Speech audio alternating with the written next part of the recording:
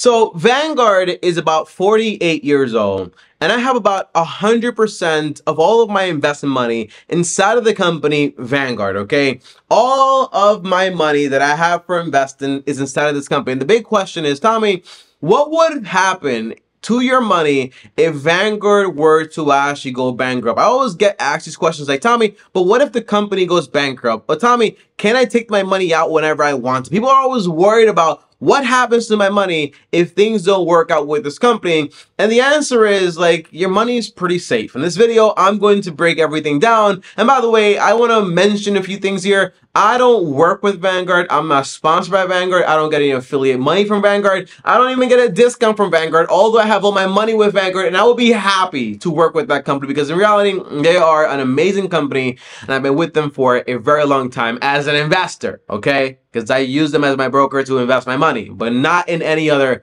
affiliation. So basically meaning I have no reason to recommend Vanguard to you guys or to kind of say, hey, they're great because I'm getting paid in some way, okay? So overall, keep that in mind as you watch this video because I'm going to be very honest about everything. Now, as always, guys, like this video and top out also subscribe and hit the bell to get notified. Now, right here on my phone, I have a few of the pros of actually being an investor with Vanguard, you know? And overall, one thing I will say, the only reason or the only thing I don't really like about Vanguard that much is that compared to, for example, all the new brokers like, you know, Robinhood and like M1 Finance and Acorns, you know, Vanguard can kind of feel sometimes like outdated, but it's kind of like, who the heck cares, okay? The whole company, in a sense, is to keep your money safe, to keep your money invested, to keep your money growing and everything else, and to basically save you a bunch of money, okay? If all that's being done, it doesn't matter that the app isn't that fancy, isn't that colorful, you're not able to do little things here and there, it really doesn't matter. And that's when I kind of said, you know what, I'd rather be with a big company instead of, for example, one of those small companies that who knows what's going to happen because they want to be a part of everything. For example, I want to be part of crypto.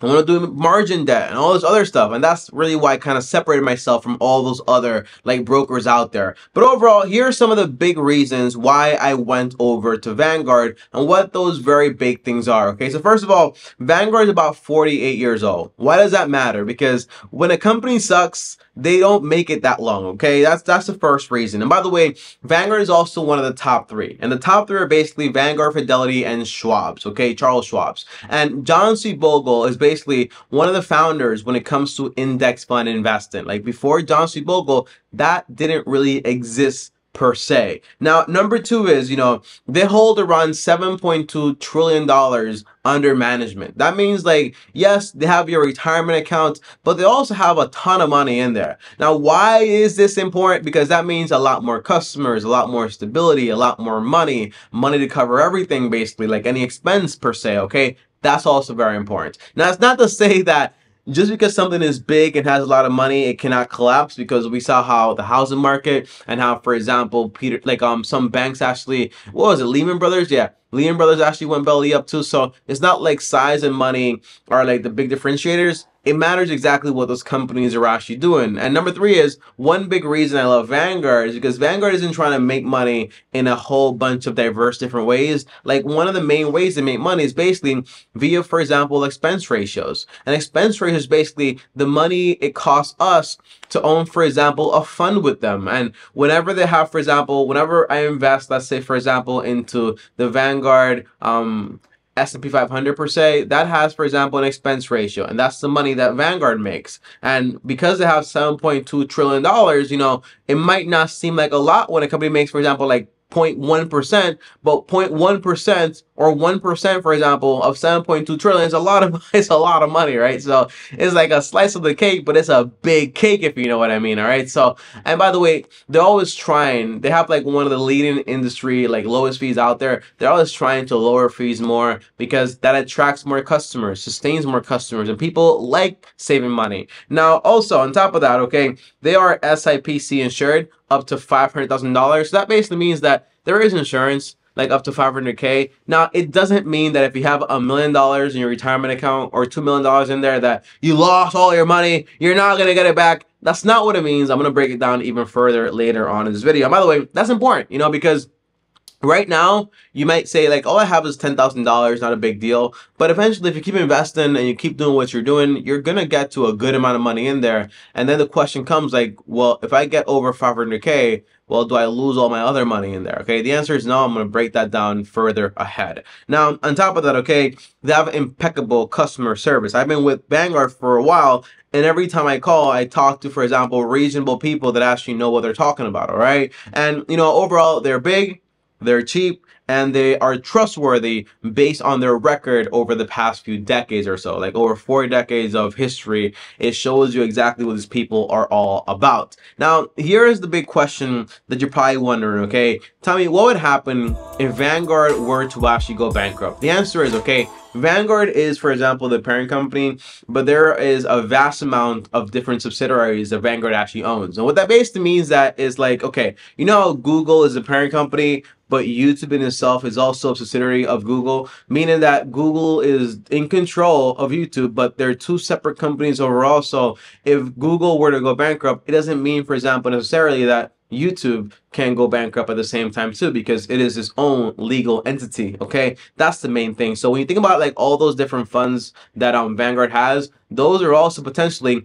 different entities, okay, that operate separately, but Vanguard is actually the parent company overall. So if the parent company Vanguard goes bankrupt, it doesn't mean, for example, all of your assets, all of your funds are going to lose all the money, because they're held separately. On top of that, the cash you actually own, or the cash you actually have, is actually held in a bank, in a trust, and that's also separate, okay? And it's like a very good legal structure to make sure that, you know, things go bad. It doesn't mean, for example, things are going to be fully bad for their customers. And that's why I say, for example, there's like if you go on the Vanguard website, they'll tell you exactly what the plan is in case something like that happens. But the idea is very simple. You will either, for example, be giving your money back. That's it. Or, for example, you can have the freedom to actually move your money out to another broker. So Vanguard goes out, I'll move it to Fidelity or Schwab's. But, you know, what worries me is not Vanguard going out of business. What worries me is like, what would cause something like that to actually happen? Okay, because that company is massive, it's good, and it's solid.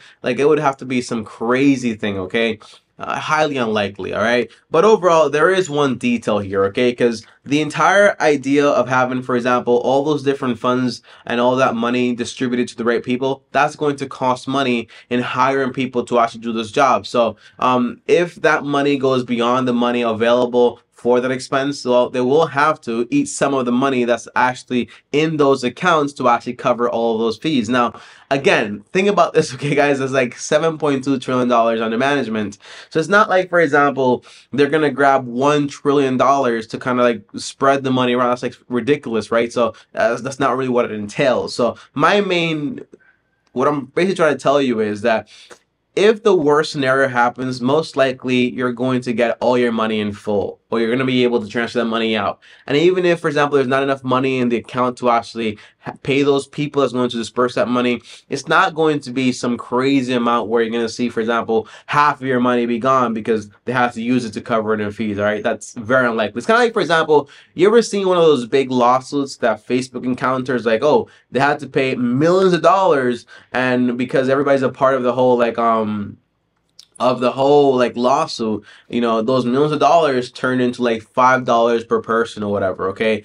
It's not really that much of a big deal when you break it down like on a spread basis, okay? That's the main idea. So that's what actually happens if Vanguard were to go bankrupt. Your money's separated into different entities and so on. But the main thing is, okay, my advice would be, when it comes to investing, you don't want to have all of your eggs in the basket of investing. All of that sounds weird because I'm very heavy on investing, but you got to keep in mind that what would cause companies like Vanguard, Fidelity, and Schwab's to actually collapse will be most likely like huge financial instability in our country as a whole. And that's like crazy because it's like if that happens, right, Vanguard goes down, it kind of means like, well, most likely that doesn't even matter anymore. Like what's happening is what actually matters in that place. So making sure, for example, you have no debt, making sure you have a fully funded emergency account, making sure your investment account is funded, yes, but also making sure you have a paid off home, you have a good career, you have some income coming in from other places.